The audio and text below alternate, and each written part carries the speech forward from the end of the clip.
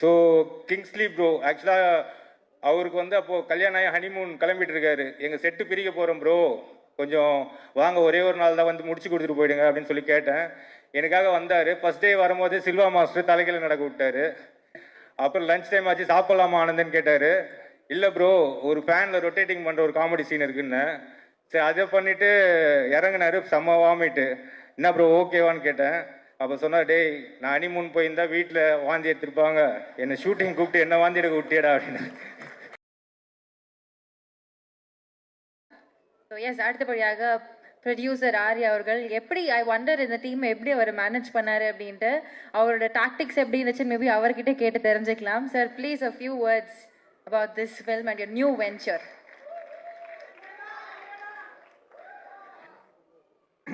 வந்திருக்க எல்லாருக்கும் வணக்கம். ஃபர்ஸ்ட் ஆஃப் ஆல் ரொம்ப சந்தோஷமாக இருக்குது இந்த படம் ப்ரொடியூஸ் பண்ணதில். ஐ வாண்ட் டு தேங்க் என்னோட producer Eric entertainment Venkat sir. Santhanam sir இந்த படம் சொன்ன உடனே ரொம்ப பிடிச்சிருந்தது இந்த ஐடியா. பிரேம் வந்து ஒரு இப்போ வந்து அவர் சொல்கிறார்ல, காமெடி வந்து என்ஜாய் பண்ணிட்டு போங்கன்னெலாம் சொல்கிறாரு. பட் ஆக்சுவலாக பார்த்தீங்கன்னா நான் வந்து அவர்கிட்ட கதை கேட்க போகும்போது என்னதான் இவங்க வந்து புதுசாக பண்ணியிருப்பாங்க, ஏற்கனவே 3 பாட்டு பண்ணிட்டாங்க அப்படின்னு நினச்சி தான் போனேன். பட் அவர் சொன்ன அந்த கதையாக அந்த ஐடியா வந்து ரொம்ப புதுசாக இருந்தது, வெரி இன்ட்ரெஸ்டிங். ஃபஸ்ட்டு கேட்டோன்னே அவர்கிட்ட சொன்னது வந்து நான் வந்து என்னென்னா, இது நீ வந்து சொல்கிறது வந்து ஒரு ப்ராப்பர் ஸ்கிரிப்டாக பண்ணிங்கன்னா ஒரு பெரிய படமாக இருக்கும் அப்படின்னு சொன்னேன் நான். So he took is time. அது ஸ்கிரிப்டாக பண்ணி முடிச்சுட்டு வரும்போது தான் பெருசாக இருந்தது. ஸோ அந்த இந்த ஸ்கிரிப்ட் ஆக்சுவலாக வந்து பட்ஜெட் வைஸும் ரொம்ப பெருசாக இருந்தது. ஸோ நான் வந்து வெங்கட் சார்கிட்ட சொன்னேன், இந்த மாதிரி சார், இந்த மாதிரி சந்தான சார் நான் பண்ணுறோம் சார், நம்ம கொஞ்சம் ஹெல்ப் பண்ணுங்கள், கொஞ்சம் பெரிய ஸ்கிரிப்டு, பெரிய பட்ஜெட் ஆகும் அப்படிங்க. சரி நல்லா இருக்கா அப்படின்னு கேட்டார். நல்லா இருக்கு சார், கண்டிப்பாக ஒர்க் ஆகும் அப்படி, ஓகே பண்ணலாம் அப்படின்னாரு. அதுக்கப்புறம் சொன்னேன், இல்லை சார் சந்தான சாருக்கு நிறைய பிரச்சனை இருக்குது, அதெல்லாம் நீங்கள் தீர்த்தா தான் அவர் வந்து ஃப்ரீயாக ஒர்க் பண்ண முடியும். அப்படியா அப்படின்னாரு. ஓகேப்பா, என்னப்பா பிரச்சனை சொன்னோடனே, இது படம் பட்ஜெட்டோட பெருசாக இருக்கேப்பா அப்படின்னாரு. அப்புறம் வந்து அது கூட இல்லாமல் அதுவும் தாண்டி அவர் வந்து பரவாயில்ல நீங்கள் பண்ணுங்க, 2 பேரும் சேர்ந்து நல்லா பண்ணுங்க அப்படின்னு சொன்னார். பட் உங்களுக்கு ஒரு கிளாரிட்டி மேன் அனுப்புகிறேன், மிஸ்டர் கிஷோர். கிஷோர் சார் எங்கே இருக்காரு சார்? வாங்க மேலே வாங்க. இவரை அனுப்புகிறேன், இவரை நீங்கள் சமாளிச்சிங்கன்னா நீங்கள் படம் எடுத்துடலாம் அப்படின்னாரு. ஸோ இந்த ப்ராஜெக்ட் வந்து என்னோட பார்ட் மெயினாக பார்த்தீங்கன்னா பிரேமை மீட் பண்ணது, சந்தானம் சாரை மீட் பண்ணது, இவங்க 2 பேரையும் கிஷோர்கிட்ட ஒப்படைச்சது தான் எனக்கு தெரியும். அவ்வளோதான் என்னோட பார்ட் இதில். மீதி வந்து அவங்க வந்து ரொம்ப மெனக்கட்டு ரொம்ப பிளான் பண்ணி பண்ண ப்ராஜெக்ட் தான் இந்த டெவில்ஸ் டபுள் நெக்ஸ்ட் லெவல். அதில் மாற்று கருத்தே கிடையாது. So happy. ஏன்னா நான் ஒரு 1 வீக் முன்னாடி படம் பார்த்தேன். I'm so happy. ஏன்னா எல்லோரும் வந்து பயங்கரமாக பண்ணியிருக்காங்க. Every department is so good. So கண்டிப்பாக இது ஒரு மிகப்பெரிய பிளாக் பஸ்டர் ஆகும்னு பெரிய நம்பிக்கையோடு இருக்கேன். அண்ட் இதில் வந்து நிறைய டெக்னீஷியன்ஸ் நிறைய பேர் சொன்னோம். தீபக் சார் அவர் கேட்டது ஒன்று, கொடுக்குறது ஒன்று. பட் ஸ்டில் எந்த காம்ப்ரமைஸும் இல்லாமல் அவர் ரொம்ப ஹாப்பியாக ஒர்க் பண்ணார். ஆர்ட் டைரக்டர் மோகன் சார், ஆஃப்ரோ டெய்லி ஒரு இப்போ போஸ்ட் ப்ரொடக்ஷனில் பிரேம் சொன்ன மாதிரி டெய்லி 3 வாட்டி அவரை கால் பண்ணி திட்டிகிட்டு இருக்கேன்.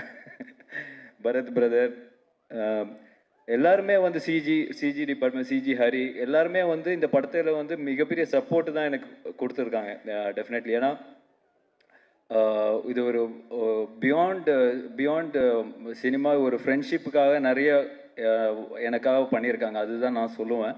ஸோ அதுக்கு நான் ரொம்ப கடமைப்பட்டிருக்கேன் sir. Really thank you so much. ஏன்னா இது ஒரு அவங்க ஃபுல் சேலரி ஃபுல் இது கொடுத்துருந்தா எங்கேயோ போய் நின்றுருக்கும். பட் ஸ்டில் இந்த ப்ராஜெக்ட்டுக்காக, சந்தானம் சாருக்காக, எனக்காக வந்து நிறைய பேர் நிறைய ஹெல்ப் பண்ணியிருக்காங்க இந்த ப்ராஜெக்டில். அது வந்து வெரி ஹாப்பி.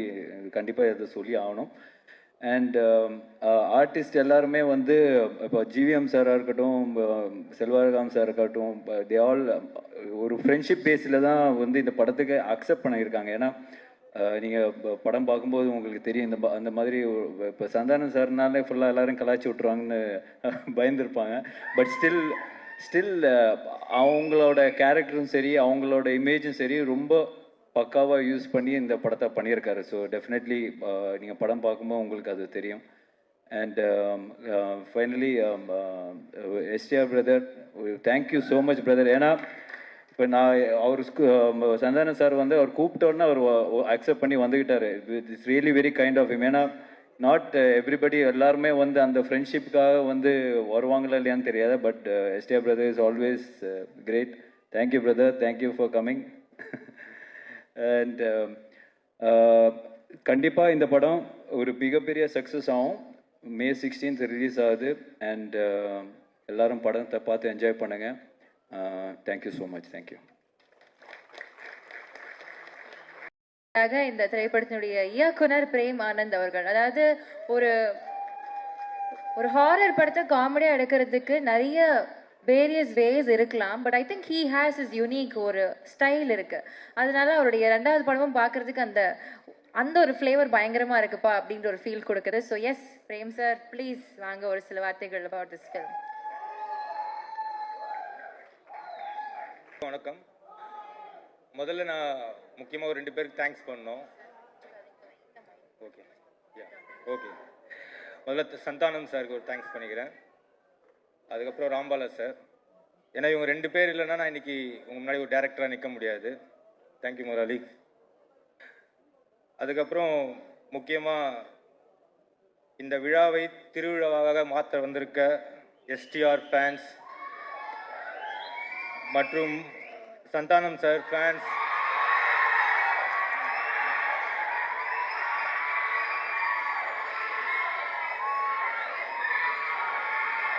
உங்க எல்லாருக்கும் ரொம்ப நன்றி சொல்லிக்கிறேன்.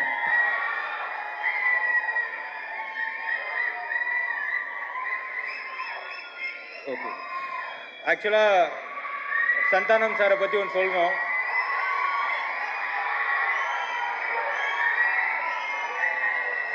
பேசிடலாம் பிரதர். சந்தானம் சார் பத்தி ஒன்று சொல்லணும்னா, அவரோட நல்ல குணத்துக்கு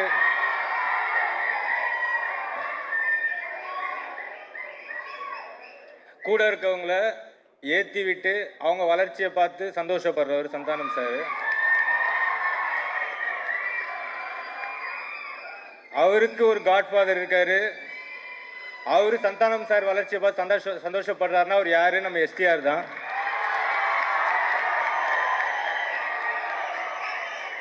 ஏன்னா லட்டுத்தின் ஆசையால இருந்து சார் ஸ்டார்ட் பண்ணது இன்னைக்கு இந்த படம் பண்ற வரைக்கும் கூடவே இருந்து சப்போர்ட்டா அவருக்கு ஒரு காட்ஃபாதர் மாதிரி இருந்து இவ்வளோ ஃபங்க்ஷனுக்கு இவ்வளோ வெயிட் பண்ணி நிற்கிறாருன்னா ரொம்ப ரொம்ப தேங்க்ஸ் சார்.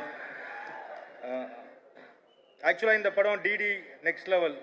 இந்த படத்துக்கு நான் டைரக்டர்னு சொல்லிக்கிறத விட இந்த படத்துக்கு நானும் ஒன் ஆஃப் த ரைட்டர்னு சொல்லிக்கிறது ரொம்ப பெருமைப்படுறேன். ஏன்னா ஒரு படம் ஹிட் ஆயிடுச்சுன்னா அதோட டைரக்டரு மட்டும்தான் வெளில தெரிவாங்க, ரைட்டர்ஸ் யாரும் தெரிய மாட்டாங்க. இதில் அப்படி நடக்கக்கூடாது. ஏன்னா இந்த படத்துக்கு முக்கியமாக 2 பேர் இருக்காங்க ரைட்டர்ஸு.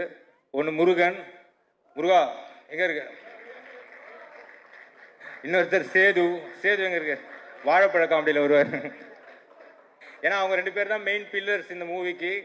இந்த படம் ஜெயிச்சு பேரும் புகழ வாங்கினா அது எல்லாமே சொந்தக்காரங்க அவங்க தான். ரொம்ப ரொம்ப தேங்க்ஸ் முருகன், சேது.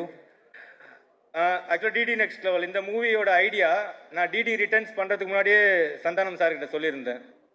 அப்போது சார் சொன்னார்டே இது ஐடியா நல்லா இருக்குடா, ஆனால் இதுக்கு பெரிய பட்ஜெட் செலவாகும், நிறைய கேஸ்டிங் பெருசாக கேட்குற, ஒரு க்ரூஸ் கேட்குற, இது எழுதுறதுக்கு டைம் ப்ராசஸ் அதிகமாகும். ஸோ சிம்பிளாக உங்கள் பவர் என்ன காமெடி அதை யூஸ் பண்ணி ஒரு படம் பண்ணுங்கள், அது நல்லபடியாக ஹிட் ஆச்சுன்னா உனக்கு ப்ரொடியூசர் தானே தேடி வருவாங்க அப்படின்னு சொன்னார். அப்படி பண்ண படம் தான் டிடி ரிட்டர்ன்ஸு. சாரோட வாய் முகூர்த்தம் பிளாக் பஸ்டர் ஹிட் ஆச்சு. 4 வாரம் தாண்டி ஹவுஸ்ஃபுல்லாக போயிட்டு இருந்தது. ஸோ அப்போது சார் எனக்கு ஒரு நாள் கால் பண்ணார். ஆனந்தே நீ சொன்ன ஐடியாவுக்கு ஒரு ஆடு ஒன்று மாட்டிக்கிச்சு அப்படின்னாரு. யார் முதலாளி ஆடுன்னு? வேற யார், என் மச்சான் ஆரியா தான். ஏன்னா ஆர்யா சார் மாதிரி ஒரு பியூர் ஹார்ட் ஒரு ப்ரொடியூசர் எங்களுக்கு கிடைச்சது ரொம்ப ரொம்ப சந்தோஷம். ஏன்னா எங்களுக்கு எல்லா ஃப்ரீடமும் கொடுத்தாரு.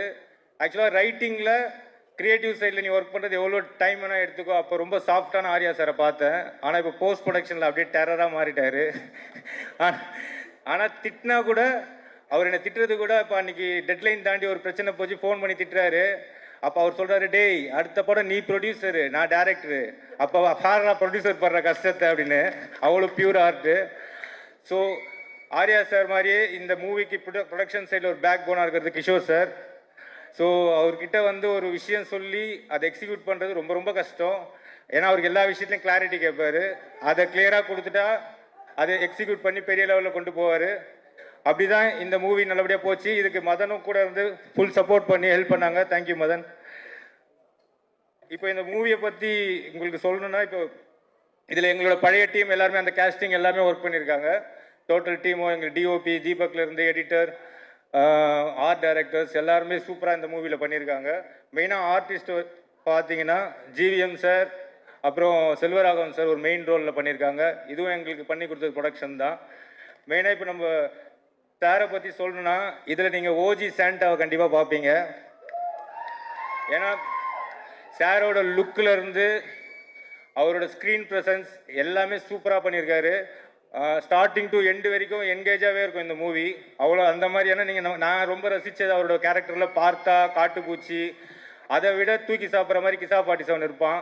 ஸோ அந்தளவுக்கு பெர்ஃபார்மன்ஸ் பண்ணியிருக்காரு. அவரோட லுக்கு மெயினாக அவரோட லுக்குக்காக இந்த படத்துக்கு ரொம்ப ஸ்பெஷலாக ஒர்க் பண்ணியிருக்காரு. அதுக்கு காஸ்டியூமில் ஜாஸ்மின், அதுக்கப்புறம் அவங்க ஹேர் ஸ்டைலிஷ் அண்ட் மேக்கப் குஷி ககன் எல்லாருக்கும் தேங்க் பண்ணியிருக்கேன். அதுக்கப்புறம் கீதிகா ஹீரோயினை பற்றி சொல்லணும். அவங்க எப்படின்னா பார்ன் வித் பிளாட்டினம் ஸ்பூன் மாதிரி தான். கேரவேனுக்குள்ள நுழைஞ்சாலே ஃபீனிக்ஸ் மால்குள்ளே போன மாதிரி இருக்கும். ஃபுல்லாக லூவி விட்டான், ப்ராடா, டிஎன்ஜி இப்படி தான் இருக்கும். ஃபர்ஸ்ட் டே ஷூட்டிங் வந்தாங்க. ஒரு அழுக்கு கவுனை கொடுத்து செட்டுக்குள்ளே சில்வா மாஸ்டர் கிட்ட ரோப் கட்டி புரட்டி எடுத்தோம். அதுக்கப்புறம் ஏதாவது வேணுமான்னு கேட்டால் கூட ஒன்லி ஒன் ஜிஞ்சர் டீ அவ்வளோதான் அவங்க சொல்லுவாங்க. ஸோ எங்கள் படத்தில் அவ்வளோ ஹார்ட் ஒர்க் பண்ணியிருக்காங்க. தேங்க்யூ கீதிகா. அதுக்கப்புறம் யாஷிகா அவங்க சொன்னாங்க ஆக்சுவலாக இனிமே இப்படி தான் படத்தில் பண்ணுன்னு சொல்லி. அப்போ பார்க்கும்போது ரொம்ப உம்முன்னு இருந்தாங்க. ஆனால் இப்போ ஜிம்முக்கெல்லாம் போய் செம்ம கும்முன்னு ஆயிட்டாங்க. நம்ம படத்தில் ஹியூமர் மட்டும் இருந்தால் பார்த்தா அதெல்லாம் கிளாமரும் வேணும்னாரு சார். ஸோ அதனால் யாஷிகா இதில் ஒரு மெயின் ரோல் பண்ணியிருக்காங்க. தேங்க்யூ யாஷிகா. அதுக்கப்புறம் கஸ்தூரி மேடம் சாதாரணமாக பேச மாட்டாங்க. வாயை திறந்து பேசிட்டாங்கன்னா வயிறில் அகப்பட மாட்டாங்க. இப்பயே பார்த்துருப்பீங்க. இந்த படத்தில் அவங்க ரொம்ப சூப்பரான ரோல் பண்ணியிருக்காங்க. தேங்க்யூ கஸ்தூரி மேம்.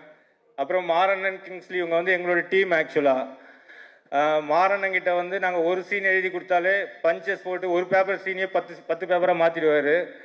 ஸோ கிங்ஸ்லி ப்ரோ ஆக்சுவலாக அவருக்கு வந்து அப்போது கல்யாணம் ஆகி ஹனிமூன் கிளம்பிட்டு இருக்காரு. எங்கள் செட்டு பிரிக்க போகிறோம் ப்ரோ, கொஞ்சம் வாங்க ஒரே ஒரு நாள் தான் வந்து முடிச்சு கொடுத்துட்டு போயிடுங்க அப்படின்னு சொல்லி கேட்டேன். எனக்காக வந்தார். ஃபர்ஸ்ட் டே வரும்போது சில்வா மாஸ்டர் தலைக்கையில் நடக்க விட்டார். அப்புறம் லஞ்ச் டைம் ஆச்சு சாப்பிடலாமா ஆனந்தன்னு கேட்டார். இல்லை ப்ரோ ஒரு ஃபேனில் ரொட்டேட்டிங் பண்ணுற ஒரு காமெடி சீன் இருக்குன்னு. சரி அதை பண்ணிவிட்டு இறங்கினாரு. செம்ம வாமிட்டு. என்ன ப்ரோ ஓகேவான்னு கேட்டேன். அப்போ சொன்னார், டேய் நான் ஹனிமூன் போயிருந்தா வீட்டில் வாந்தி எடுத்திருப்பாங்க, என்னை ஷூட்டிங் கூப்பிட்டு என்ன வாந்தி எடுக்க விட்டியடா அப்படின்னு.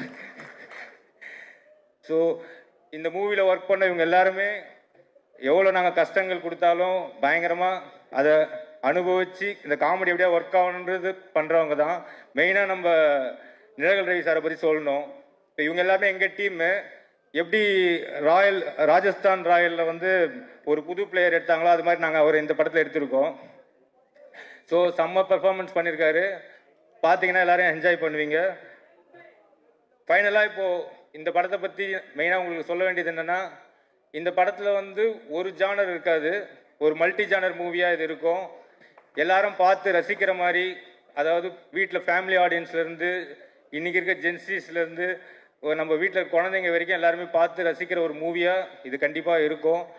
ஒரு விஷயம் என்னென்னா, மனுஷங்களுக்கு வந்து இந்த லவ் ஃபீலிங்ஸு, அதுக்கப்புறம் எமோஷன் இதெல்லாம் ஹார்ட் சம்மந்தப்பட்டது. ஸ்ட்ரெஸ்ஸு, டிப்ரெஷன், ஆங்ஸைட்டி இதெல்லாம் வந்து மைண்டு சம்மந்தப்பட்டது, மூளை சம்மந்தப்பட்டது. ஹார்ட் டச்சிங் பண்ணி படம் கொடுக்குறவங்க நிறைய பேர் இருக்காங்க. பட் ஸ்ட்ரெஸ் பஸ்டர் மூவி கொடுக்கறது சந்தானம் சார் ஒருத்தர் தான் இருக்கார். ஸோ இந்த படம் கண்டிப்பாக வந்து பார்க்குற எல்லாருக்கும் என்ஜாய் பண்ணுற மாதிரி இருக்கும். நம்பி வாங்க, சிரிச்சிட்டு போங்க. தேங்க்யூ.